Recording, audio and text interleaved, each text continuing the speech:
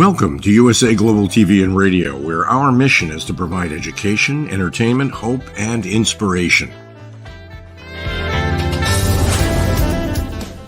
USA Global TV and Radio connects you with experts and audiences all around the world every single day to help you succeed in business and to live a richer life. Visit us at usaglobaltv.com to learn about career and life-changing training and mentoring programs like the Listening Mentor. Subscribe to our newsletter to stay informed about our special programs and offers. Discover how you can become a guest on one of our shows or a host or producer of a USA Global TV and Radio show of your very own. That's USA Global TV and Radio, where the doctor is always in.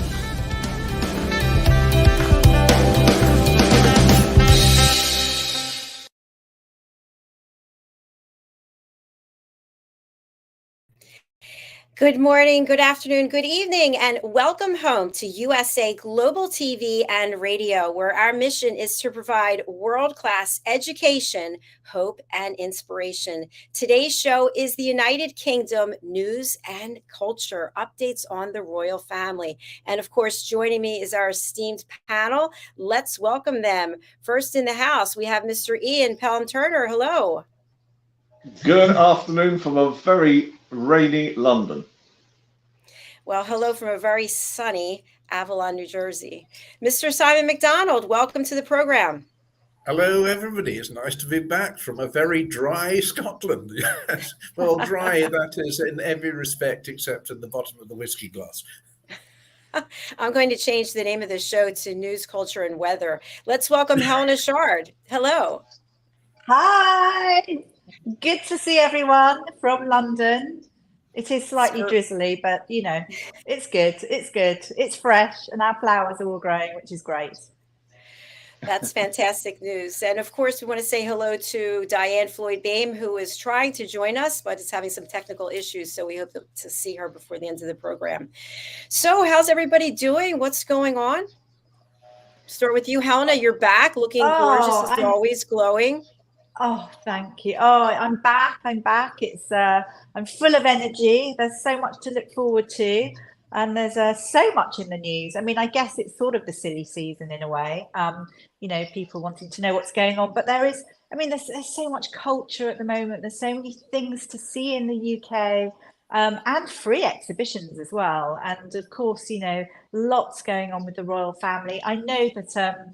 I think Ian also, but we were contacted by Fox News, and everyone's so intrigued by, you know, Hollywood royalty Tom Cruise. Everyone's talking about Tom Cruise because he has been holding the most amazing afternoon tea parties at One Hyde Park apartment, which is sort of on the top floor. It's an amazing place. Obviously, just a little stroll to Buckingham Palace, but so this has all started, I believe, since his afternoon tea with the late Queen Elizabeth II, and he had such fun. And now there's all these parties taking place where they start at 4 o'clock, which is obviously understandable a time for afternoon tea. And all his guests are coming in, and apparently people are they're in the foyer trying to see what's going on and who's turning up, but everyone's signing NDAs. And obviously no photographs can be taken. So he's creating this very mysterious rendezvous. But he's having a lovely time, and his chef is cooking and preparing this wonderful sort of traditional afternoon tea. And you can just imagine him, can't you, talking about his time with the Queen and just telling all these little anecdotes. So there's been lots going on there with Tom Cruise, and everyone seems to have taken Tom Cruise to their heart. I guess he's a nice guy. He obviously works very hard, that's for sure. So that's fun. But also on top of that, Buckingham Palace is now open to visitors. So anybody who wants to come over, and he's going to come over to the UK, or even people in the UK, because actually when we're here, we tend not to sort of peruse all the wonderful exhibitions and wonderful historical places. But Buckpal's now open to visitors, and you can walk through and see the 19 magnificent staterooms, and just really explore the gardens, the palace gardens, where obviously afternoon tea and special events take place. Also, you've got there's a little exhibition of the coronation outfits for anyone who's interested as well, to see all the wonderful work and how stunning they were and are. So that's good. That's until the end of September. So wonderful places. And there's just one other thing, which isn't actually a royal thing. But no, actually, no, I'm going to also continue on a royal vein, in fact. Does anybody know what swan upping is? I will take it that people don't know what swan upping is, but it's from the 12th century, and there is a certain man who goes out and does a historic census, and it's basically over a 5-day period checking the Thames, the River Thames, how many royal signets there are. And the King's Swan Marker is a gentleman called David Barber. Him and his collection of people, they get dressed in this bright sort of red costume, and for 5 days they trawl the Thames and see how many signets there are. Unfortunately, this year there is a big drop of 40%, which is such a shame from the last year. And in fact, it has been dropping each year, but there's a reason for that, because we've had avian flu. And 94 signets it's very disappointing, actually, isn't it? So it started out as a very colourful, fun thing to do, but only finding 94 is a bit disappointing. But hopefully we'll be up next year. And there's lots more, but I'll return to see what anyone has to say. Did anyone know what swan upping was? Absolutely, and it's where the expression, which has got derived now down to being one up, as being one up. So it's swan up, really. Yeah, I know what one-upmanship is. I know what that is. Yes, well, that's where it's come from the swan upping. As opposed to the Australians being up the swanny, it's another expression altogether. We talk about one-upsmanship a lot in The Power of Listening. That's where someone starts to tell a story and then you have a better story you think, so you interrupt them and tell your story. Yeah, I can see that happening. I can tell you one thing. I do know who Tom Cruise is, and I think I had a dream about him. I think he is amazing. So I'd love to get invited to one of his tea parties. I know. But when I did my bit on Tom Cruise as well, I thought it would be rather fun to compare or compete the Ritz Hotel in London with his afternoon teas, with Tom Cruise's afternoon teas. And it's a parody on the word Top Gun. So I said, so now it's the Top Bun competition in London. But I think that went over every American's head. Meaning they didn't use it. Perhaps I shouldn't say this on American television. I never read back what I've sent over, So who knows? I think with Fox and with others, we're very pleased, along with USA Global TV, to be working with you all. But obviously I watch back what we do on this show. But when it comes to some of the other things, like Fox, we get called quite regularly for Fox, so it is what it is, But I just thought Top Bun was quite a good parody, but obviously went over everybody's head. I got it. I think it's very clever. Yes, no. I thought it was a moment of inspiration, especially when I had about 10 minutes to write it.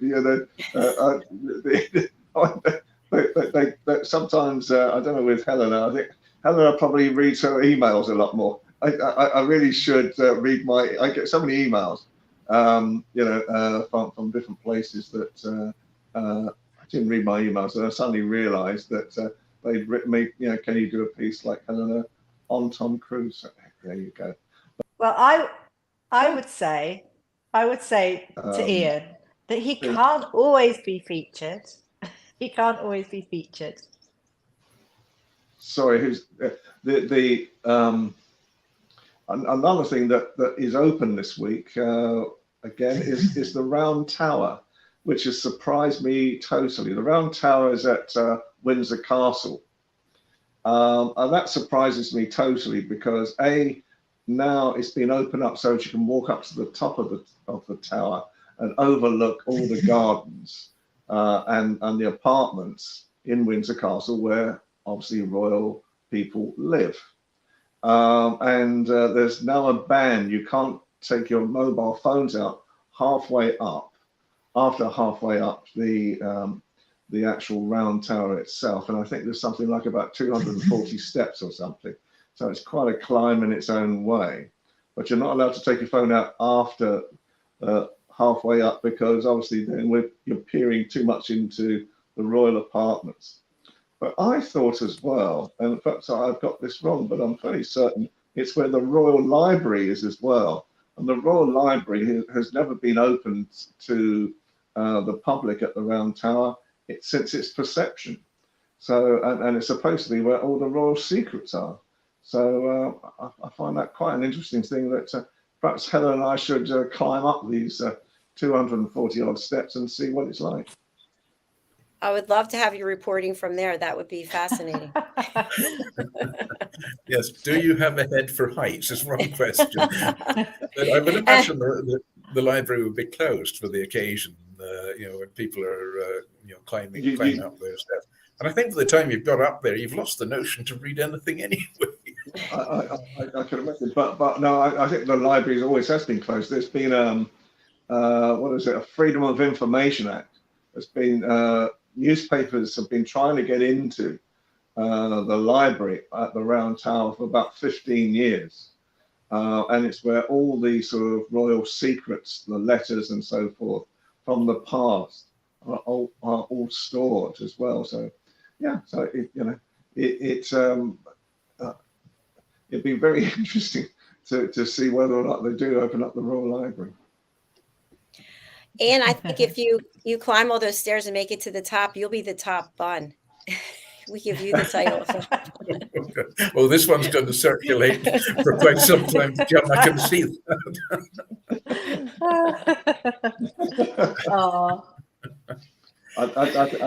It's to be perfectly honest, trying to climb 240 steps with my knees is probably asking a bit too much of anybody. But it's an interesting time, and as Helena said, with all these things going on at the moment as well, and but I don't know whether Helena's noticed more, but it doesn't seem to be, or Simon, it doesn't seem to be that much actual royal family news. It's just, I don't know whether have they now got to Balmoral, Simon, or?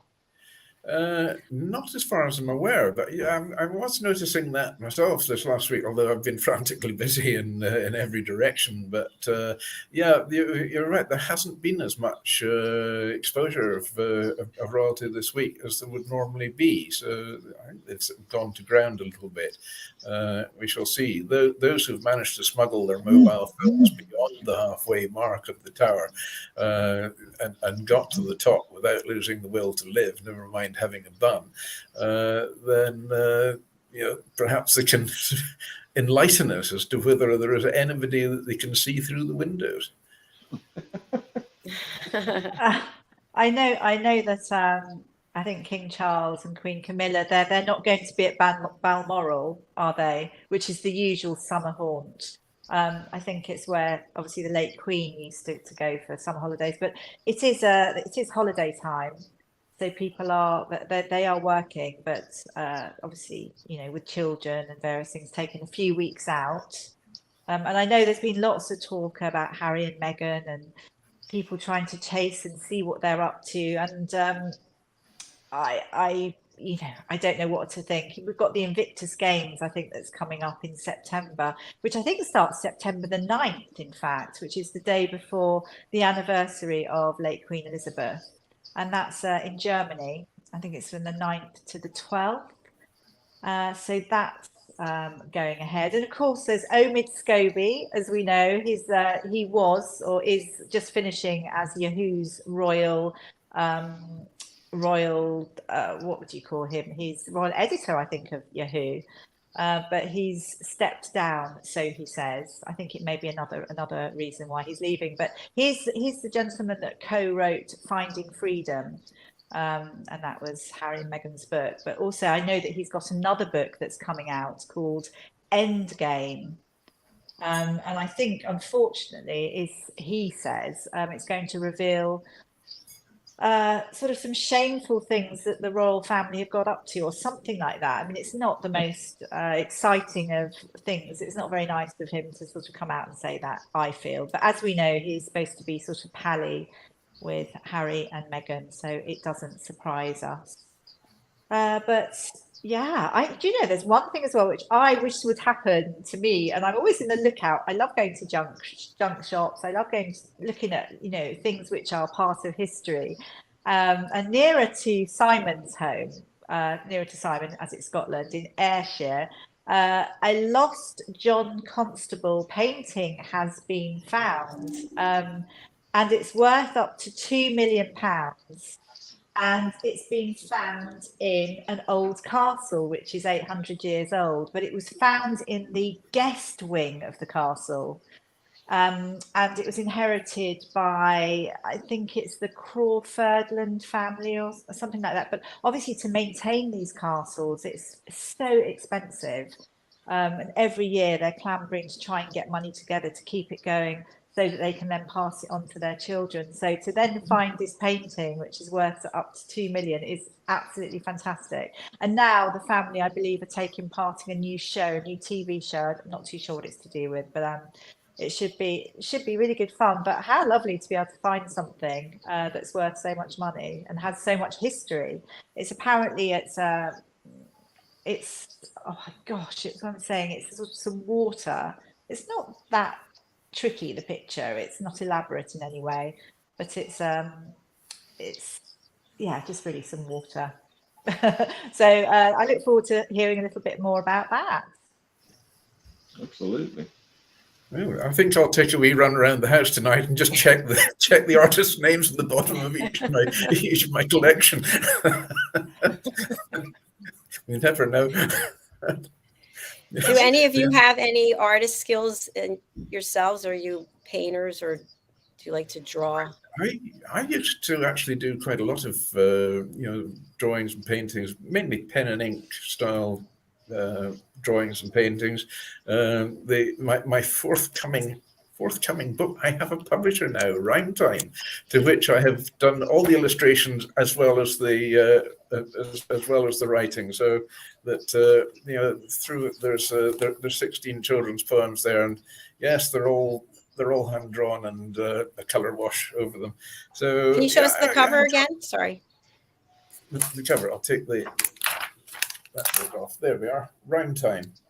Fantastic! Congratulations, Simon. There we go. So that will be available. I don't know when, but it is going to be soon. Publishers love it. So read through it, had a couple of meetings with them, and they're over the moon with it. Now they're starting to say, "Oh, we believe you are also pretty dab hand in the kitchen with the culinary side. Could you do a cookery book?" And I thought, "Oh, no, here we go." Again. So yeah, I think that one's going to be on the cards eventually as well. And the quotations which I've threw out at the end of the show as well, I've suddenly realized I've actually got hundreds of them now. So perhaps we'll do something with that too. So it's a lot of fun with a bun. Yes. That is very exciting. We're happy for you. And did you say you did your own diagrams and the pictures? Drawings, and things? Yeah. You did your own drawings. Oh, good for you. Fabulous. Yeah. I enjoy doing that. I mean, jack of all trades, master of none. The usual expression. Yeah. I love art. Yeah. I've got a very artistic looking outfit on today as well. Oh, I have. Yes, this is my absolutely fabulous top, which I think is a little bit mad, isn't it? It's it's good fun. It's good fun. No, I love it. I studied art A-level, and I really, really enjoyed it. And obviously studied photography too, which is obviously creative. But there's nothing more lovely than sitting down when you've got your own time and just drawing or sketching. I actually like sketching in ink as well, which is really good fun. Perhaps I feel quite creative. I think it's because I had a little time out and I've come back and I just now want to do everything creative and try different things. I feel really excited. Wow. Excited about lots of things. Yeah. No, Well, you are gifted in many ways. Yeah, great relaxation, and I mean, it just transports you to another world and clears the mind of everything that's going on. And then you put the pen down and you come down to earth with a big bump again, and that's it, back to the drudgery of it. But yes, that time when you're just engrossed with pen and ink on paper, rather than writing it, draw it. It's fantastic. It's a great release. Could even draw smoked salmon as well, Ian, you know that. What about you, Ian? Do you have what is your creative outlet? No, I that's a very good question. I'm not sure I do have one. I think for me, my creativity comes really from not from drawing or anything like that. Obviously, I used to be a photographer, so I suppose you could call that a creativity. But I suppose my main creativity these days comes from working with businesses and helping people with things like sound bites and creating explanations that may gain traction for businesses as well. So I suppose that's what I enjoy doing. Obviously, as we all know, with Jacalyn and Helena ourselves as well, we're creating a new concept as well. So I think for me, I've been very lucky. I learned how to push a button on a camera. And then afterwards now, thank goodness I can, for some reason, people want to have me in front of their TV sets. So, it works in that way. So, but I think, I would have loved to have been able to be more creative. I think physically, drawing and so forth, but it never really worked for me at all. Well, you have your other assets, so that's okay. Are you or Helena interested in expanding or elaborating about the announcement that you just alluded to? Yes, well, provided we're all happy to. If we all nod our heads for a second. Yes, take it away. Go on, Ian. Go on. I don't want to be, well, as you know, with Jacalyn as well, we've been very supportive for each other over the past few years. Now we're going to go do a collaboration, which will be a brand new venture for both sides of the Atlantic. And our aim is really to look at the future of television with a fast channel company as well. And this will give us a brand new project that we can be putting programming out to really a whole series of what's known as fast channels, OTT channels, which is really what younger people appear to be watching these days. And so fast channels are really aimed at, although there's a more sophisticated older audience, or I say older audience from 40 plus, that's not older either, but it's mainly aimed at 18 to 35-year-olds most of the time. And really, what people are happening nowadays is they're watching on things like their iPads or their computers. They're not actually watching TV screens so much anymore at all. And so basically, we are looking at the future now with our new enterprise together. And, I think it's going to be exciting. Helen and I, we're already, and I've been sort of trying to get more people and different values coming onto these shows when we start doing them. And it's going to be done in a fairly unique way as well, where we'll be doing 10-minute segments instead of like 40-minute shows like this one. And so each part has its value as well. And I think, Helen and I are very excited. I know Jacalyn is very excited as well. I think it will broaden the whole value of USA global TV, and it will also broaden our audiences really across the world to a more up-to-date audience. Are you going to reveal the name? Are we going to do that in the future? Well, I'm still. It's such a long name. I think we're still mulling that at the moment. Okay. We're still mulling it. We don't want to give it and then say, well, actually, we changed it. So yeah, I mean, I think the name is longer than my name. Yes. Well, look, watch this space, as we will be coming forth with more information soon. Oh yes, definitely. If there's ever a reason for everyone to keep tuning in and get the scoop, that's the one. Yeah. Yeah, so absolutely. This should be interesting. I think basically it's a collaboration that I think is timely now. I think we will both really gain from all of this, and it's always exciting when you're opening up to new audiences as well. And with the Fast Channel project, I mean, it opens up to 300 million audience across the world. So it's an interesting concept at the moment, and I think it's going to, from my end, to try and do 10-minute. Helena will probably be much better at it. For me to just do 10-minute segments, and get cut off if I go over 10 minutes 1 second. I think it's going to be a new discipline, but it's still something I'm really looking forward to.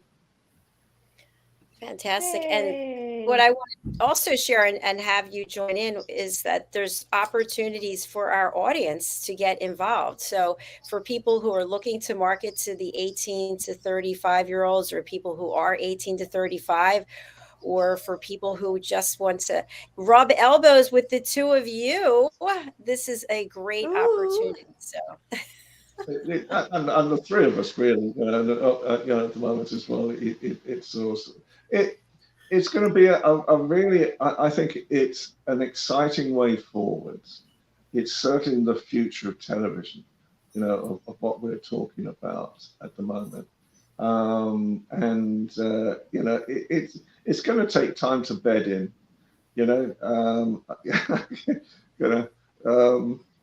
please God, let the electronics work, and so we're actually managed to do these things. But it's going to be great fun. I think there's a lot of interest in London with it, right now, and so it's like it's like a new child being born, in television terms, and there's nothing really like it in London at all, that can expose London and the values of London to a global community in just in that way. It's very exciting. Simon, we're kind of leaving you out. Sorry about that.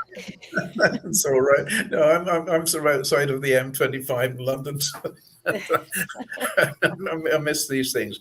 But no, Scotland is open. We are just got so many tourists in the area now, and from all nationalities. I think yesterday out on the road, I counted 6 Belgian cars. So Belgium must be shut. It's they've all come to Scotland. We've got, I mean, really, they are from all over the world here just now. It's great to see, and we've been missing a lot over the last few years, of course, obviously with the pandemic and so on as well. So it's just a pity we can't lay on slightly better weather for them. But it is dry. Sorry, Ian, I'm going to rub your nose in it here. It is dry today, and it has been for the last few days. But very conveniently, it rains at night. Now, I mean, our marketing teams in Scotland here just obviously have a bit of influence there and manage to get it absolutely right. So it's nice during the day and it rains at night. That couldn't be better than that. So, and this week in this area in the west coast of Scotland, we've got an annual event called West Highland Week, which is a huge yachting event. It's one of the biggest yachting events in the UK outside of the around the island race at Cowes on the south coast. And there's I think there's about 200-300 boats that are competing. And it's all around Oban and around the Isle of Mull and some of the other islands as well. They've had plenty of wind this week as well, so it's been quite spectacular sailing and quite spectacular to watch as well. So this brings a huge number of people. But the real big event that is starting just about now, this next week, it's going to get in full swing, is the UCI Cycling Championships. Now, this is a global event. It's going to be more or less based in Glasgow. They've got half of Glasgow city centre with the roads all blocked off, so they can have the road racing events there. But it's covering all of Scotland. The World Mountain Biking Championships are going up on Fort William, a bit further up on the west coast from where I am here. And Fort William's been hosting that event now for the past 20, 30 years. It attracts about an average of about 30,000 people each year to the town. And for a population of 10,000 people in Fort William, to have another 30,000 jumping on them all in 1 week, it takes quite a bit of doing. But Glasgow itself, it's just going to have people from, literally from all around the world. So everybody is cycling mad this time. I've got an exercise bike, but you pedal that like fury and you don't actually get anywhere. So I just wonder about the true values of it, other than it helping my poor old knee, which was replaced 3 months ago. So there's also going to be big events going on down the borders as well. So this is covering all of Scotland. I mean, Glasgow couldn't hold all the number of people who are actually apparently to attend this event. So we've got big teams from every country: Australia, New Zealand, Japan, China, you name it. They're all here. So this is everybody's in cycling mode this week. I was just going to ask Simon a question, actually, because obviously he will know this week there's been a lot of contention with Rishi Sunak's government in Britain over the opening up of more oil fields and gas fields in your part of Scotland. And I wonder, what does the fishing industry think about that at the same time? Because what is it? Is it up to 200 exploratory sites or something they're trying to do now? Yeah, I think they've issued another 100 licenses for exploration. I mean, there's still oil out there, and I mean, even going carbon neutral in years to come, we'll still need oil because machines, cars, okay, they run on electric, but they still need oiling and grease and all the derivative products as well. So everything you see has got oil somewhere, just about.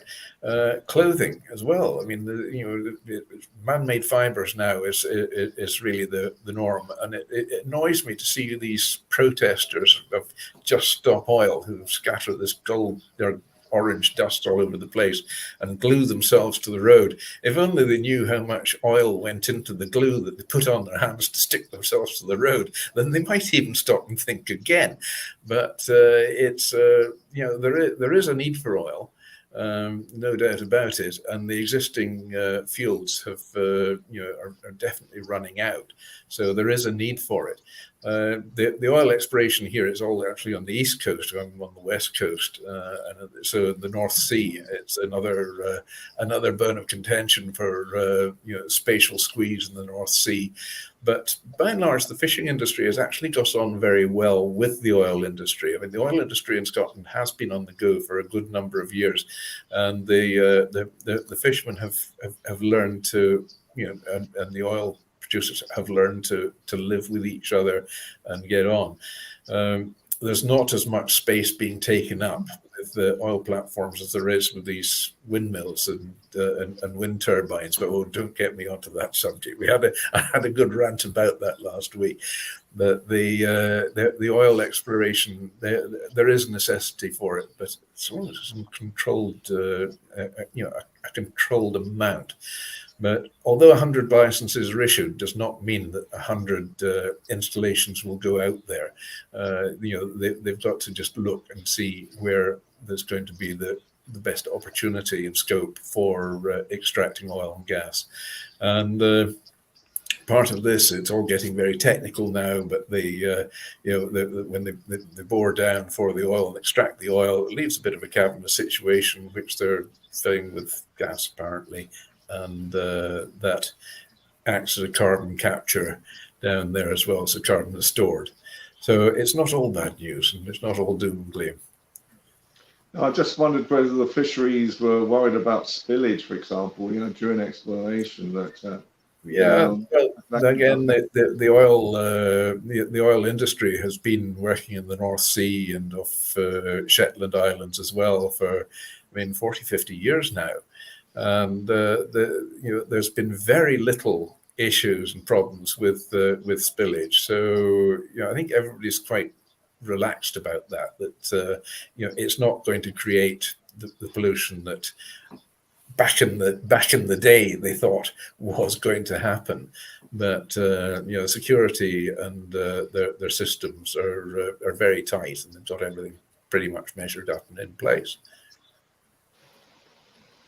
Oh, so there we go. There we go. So Scotland's going to be a busy place. Industrially wise, it's going to be. It's all out in the East Coast. We're saving the beauty of the West Coast for when you guys come up. But the East Coast is offshore with the wind farms off there. They're colossal, and with the oil fields out there as well, and it really is quite an industrial part of the world over there in many respects. But there are some beautiful parts in the East Coast as well. If you go to what they call the East Newt of Fife, which is as far east in Fife, just north of Edinburgh as you can get, Fife's a lovely place. Some beautiful old villages there. There's some nice sandy beaches, and for the golfers, there's some fantastic golf courses up there as well, because you're in the heart of St Andrews land, the home of golf. So there's a lot to offer there. Personally, I prefer the West Coast. It can be very cold in the East Coast. That's my opinion. I'm sticking to that one. Oh, I was just going to say that the Gulf, that's Trump territory, isn't it? Aberdeenshire. Yes, it is. Actually, Trump also owns Turnberry down on the southwest coast as well. And I'm down the borders quite a bit on business, and around the Girvan area, which is a great fishing port. And just north of Girvan, you've got Turnberry, and Trump owns the Turnberry Hotel and the Turnberry Golf Course, and it's a real money pit of a place, that one. He just throws millions of dollars into it, and he'll never ever get it back, never see anything for it. And it's an impressive looking building, but it's past its sell-by date as far as the market goes for today. Gosh.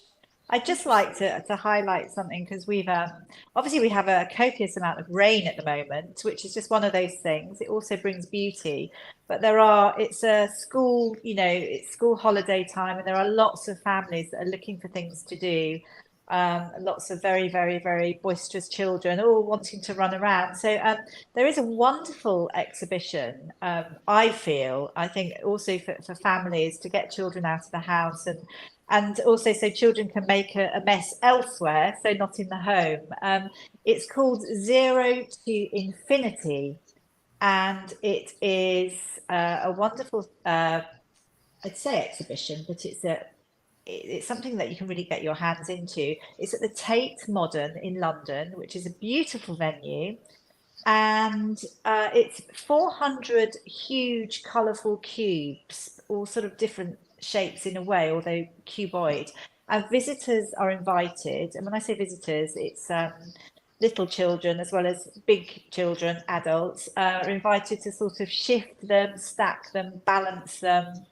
And the whole idea is to encourage children and adults to sort of make and create and to play and to really sort of have fun and think about balance and work as a team. I think it's really clever, and it's free. It's a wonderful place. I don't know, Tate Modern's just a lovely place to just have a wander anyway. So people should get down there. It's on till the end of August, so it's not on for too much longer. But I just think it's a wonderful thing for children to get involved into, and adults. I'd love something like that. I haven't been myself, but I saw a clip of people all getting involved, and there was lots of love and laughter. And I thought, how lovely. I mean, we've got so many wonderful exhibitions on at the moment. And I just think everyone should try and have a go, especially when it's free. Absolutely. Sounds like fun, for sure. That's it. Yeah, just tell them it's free. You'll get a lot of people from Aberdeen down there. They've got a reputation. Yes, Ian appreciates that one.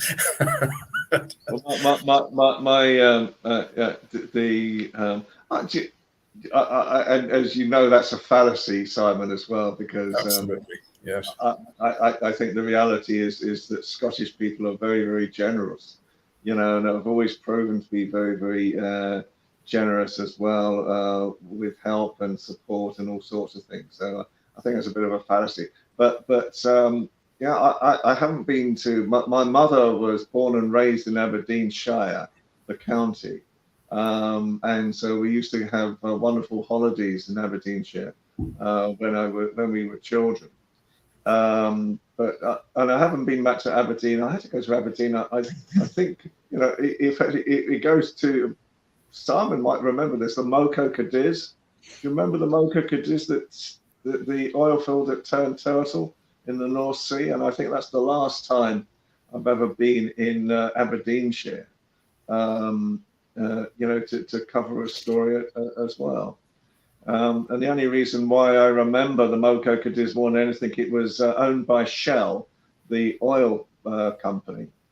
And afterwards, they invited a whole generation of Fleet Street journalists, including myself, to fly up there and see how safe the oil installations were. And afterwards, they laid on this sumptuous, wonderful, fresh food, fresh salmon, fresh fish. And we came back on the plane, and I was feeling a bit upset on the plane, and unfortunately I caught food poisoning, and so I was off work for 2 weeks with this. And when I came back, I bumped into someone else who'd been on the trip as well, and I said, I've just got back, and the person said, I just got back as well.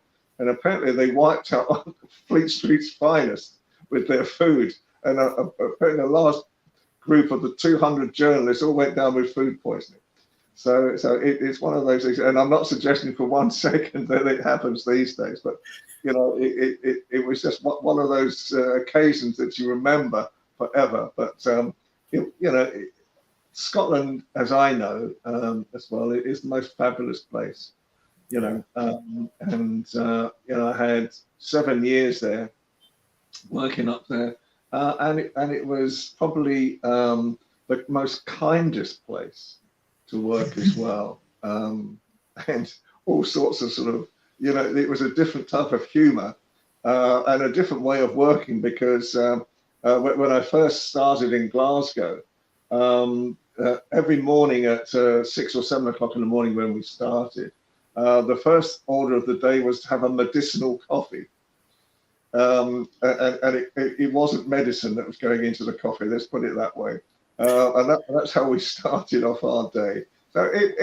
So Scottish people, are fabulous people as well. They're probably some of my truest friends still, come from Scotland. Sounds like they used the wrong type of oil in the cooking of the salmon then. I'm very glad to say it wasn't my salmon either. Well, I'm sad to say that we have to go because our next show is coming up. So, as always, let's go around and share something with the audience. Simon, do you have another joke for us? Right. well, we all have two lives, and the second one starts the day that we realize we only have one. Wow, very profound. Excellent. Thank you. Let's go over to you, Ian. Well, I think for moving from top bun to top fun today, and that's what this show always gives us, something to look forward to, value, and it's such great fun working with Helena and Simon and yourself as well. All right. Thank you for that. Helena, how about you? I think following on from that as well, and following on from zero to infinity, that it's so important for us to sort of foster that, culture of innovation and creativity. And I think now is really the time for new ideas and problem solving and just, collaboration. I really think it's that this is the time now, and obviously this leads to success. Brilliant. Thank you. And for me, just adding on to what Helena said, I think collaboration is key. I was just sharing with someone, I think it was yesterday, that I got a phone call in 2019 about doing an audition for a radio show. And from that, look where we are today. I left my corporate career and I'm sitting here with you fine people having this conversation, and we're presenting all kinds of opportunities for people around the world. So everybody has the opportunity to collaborate with somebody, get off the couch, get out and do something. And finally, I realized today that I have 6 books that are due out by the end of this year. So I had better get busy doing them. So that's all. Thank you, everyone, for being here. And to our dear friend Diann, who is not with us, you're always with us. And we thank you so much for being part of this program and part of this platform, and for your testimonial and sponsorship, which we'll look at right now. Bye, everyone. See you soon. Bye. Bye. Bye. Hello, I'm children's author Diann Floyd Boehm, and I am co-host for several of the USA Global TV and radio shows. I joined because of the purpose of the USA Global TV and radio. They provide content for the viewers and listeners, an opportunity for people around the world to have their own show or even be a guest on an existing show. We truly believe in helping others get their positive message out to the world. We also have the opportunity for the listeners. You can watch on several platforms, and on YouTube, you can ask questions and even give a comment. We absolutely love it. I love being part of the USA Global TV and radio because I love positive messages, and who doesn't? And we need more of that in the world. We are a family, and we hope you will join us and become part of the family too.